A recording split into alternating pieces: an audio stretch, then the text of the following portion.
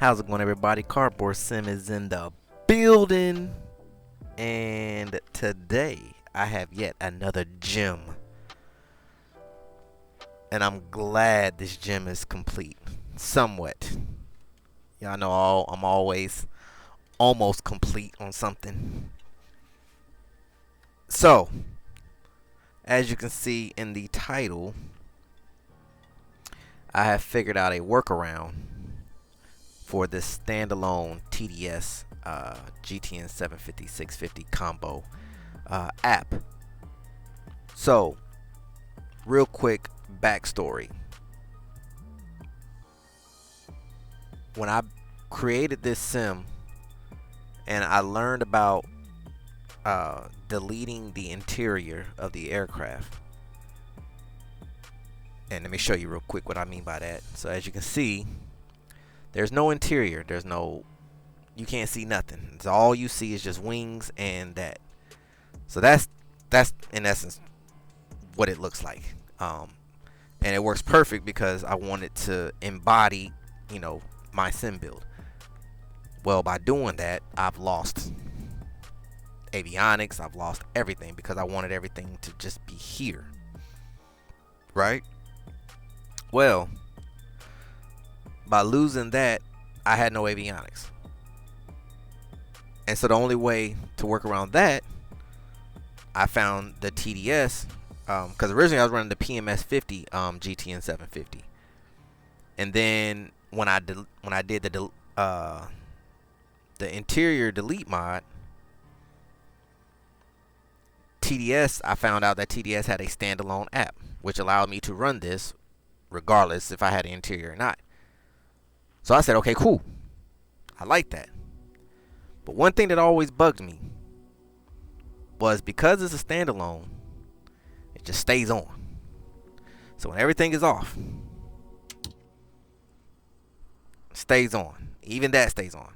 I mean, but that's ran off of Air Manager and as well as a 6-pack, which 6-pack, is going to be on regardless, because it's always there. So I'm not worried about that.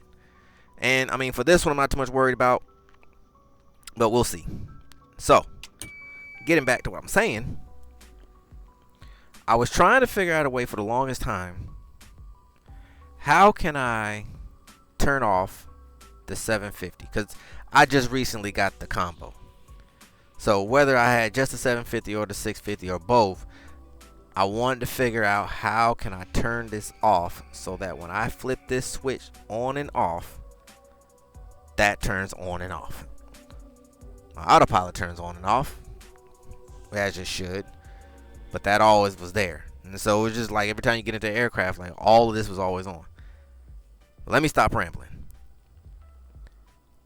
After a few days of digging and researching and digging, I have found a workaround, y'all.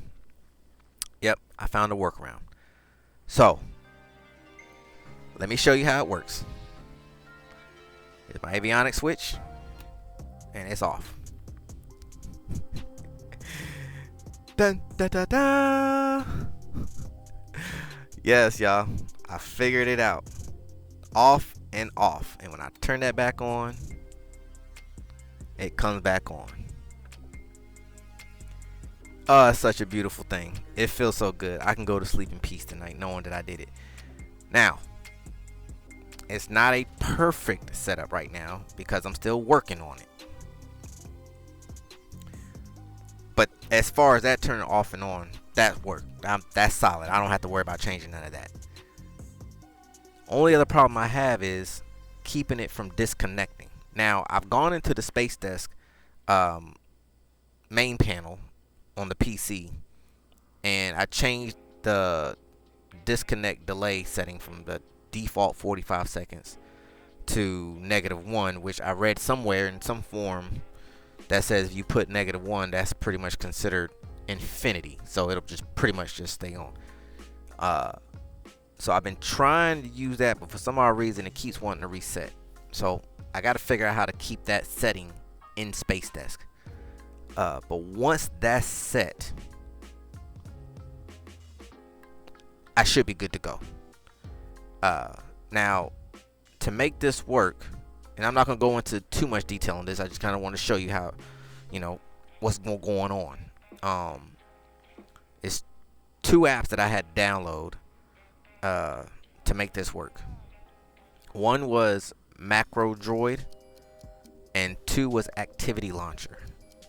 MacroDroid is pretty much an app that allows you to set up a macro, so that when this happens, I want this to happen. When you do this, I need that to happen. And you can set up multiple different macros. Now, it's a free app. You get like, well, it's somewhat free. You get like 7 days to play with it. And then I think it's like, I don't know, it's less than $20. I think it's like $17, I think.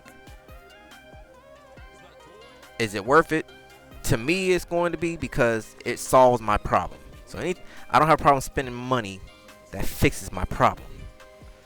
So I'm good with spending $17, $20, whatever it is, to fix this. And it might be cheaper. I can't remember. It's just a little thing at the bottom of it. But anyway, that's beside the point.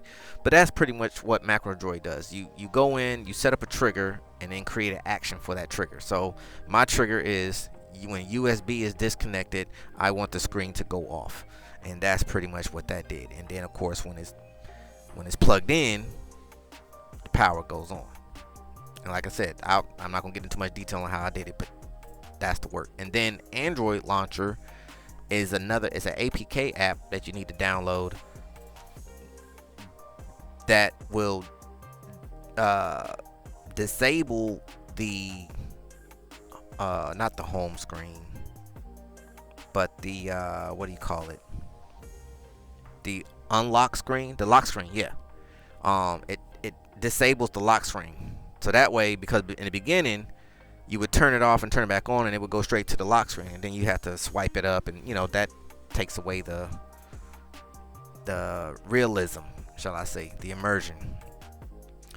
So got to digging, found that, went through, disabled that. So now when I turn it off and on, it stays where I left it, and that's exactly what I wanted to do. So there you go. If y'all want me to dig deeper into that, into this, let me know, and I'll make another video on how I went about doing it. But yeah, problem solved. Another gem in the book.